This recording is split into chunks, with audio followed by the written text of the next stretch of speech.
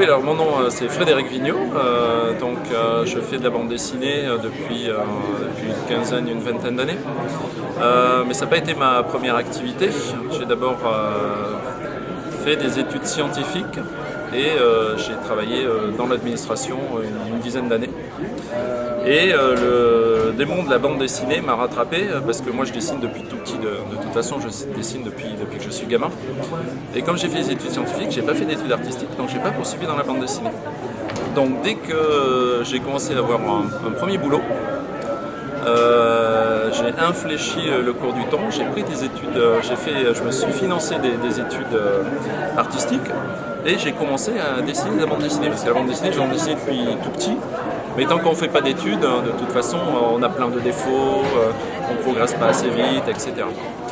Et du coup, j'ai présenté mes premiers projets de bande dessinée à des éditeurs. J'ai d'abord parcouru Angoulême, en long, en large, en travers. J'ai tapé à la porte des éditeurs, je me suis fait refouler.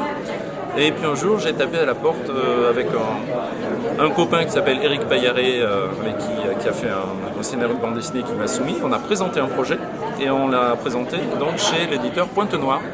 Donc première BD signée chez Pointe Noire dans les années 2000, 2001, 2002. Malheureusement, cet éditeur a très rapidement mis la clé sous le paillasson et on s'est retrouvé à la sortie de notre première BD à devoir l'exploiter, la dédicacer et la diffuser tout seul. Donc ça a commencé comme ça. Bon, après du coup ça a fait une première carte de visite grâce à laquelle j'ai pu démarcher par la suite les éditeurs et faire d'autres choses. Et après par la suite j'ai signé chez Le Lombard la série Time Twins avec Jean-Christophe Derrien au scénario qu'on a développé en 3 tomes. Et à l'issue de ces 3 tomes, l'éditeur nous a dit non, c'est terminé, on ne fait pas des ventes suffisantes. Désolé, on ne va pas continuer. J'ai eu l'immense honneur que l'éditeur me mette entre les bras de Didier Convard. Et on a réalisé Le Pendule de Foucault. Et à partir de là, à partir du moment où j'ai commencé à travailler avec Didier Convard,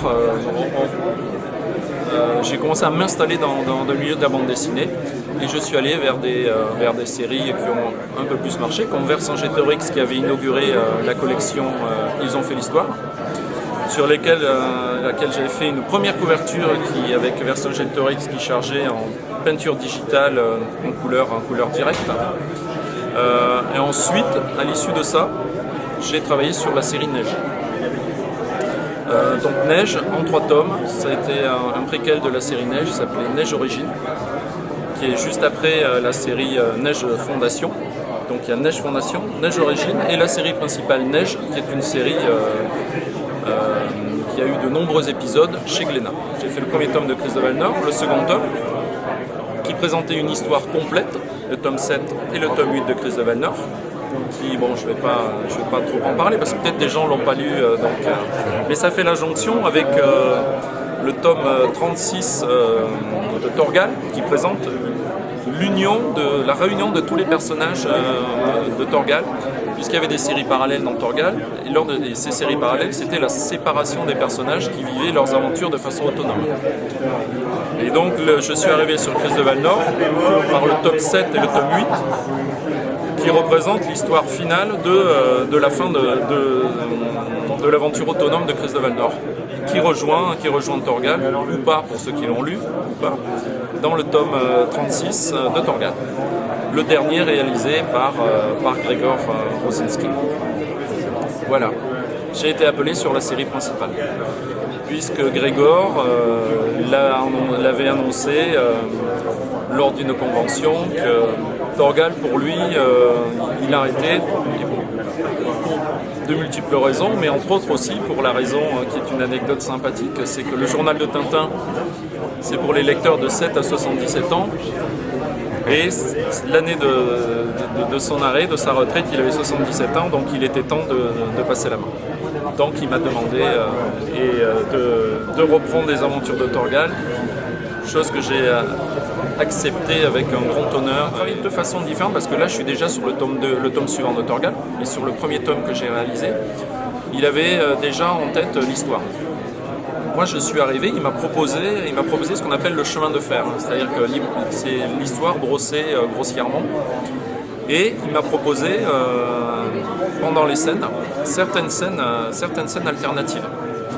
Et chose amusante, dans le continuum de l'histoire, ce que j'ai choisi à chaque fois, j'ai préféré ces scènes alternatives. Donc je pense que pour lui, c'est une façon aussi de cerner les gens avec lesquels il travaille. Il propose une façon de raconter l'histoire et une autre façon, avec des scènes alternatives, de raconter l'histoire. Et moi, j'ai préféré ces histoires. Donc ce qui s'est passé, c'est que pour le tome suivant, le tome sur lequel je travaille actuellement, donc le tome 38, il a tout de suite ciblé mes envies. Donc il y a eu moins de choix alternatifs. Donc la première fois, c'était une façon habile de voir comment je travaillais. Donc ce qui est très intelligent de sa part. Et après l'histoire, c'est les histoires de Yann. C'est toujours très documenté, touffu, il y a du dialogue, il se passe plein de choses, donc c'est vachement intéressant. Au premier abord, je dirais Grzegorz Rosinski, pour savoir exactement...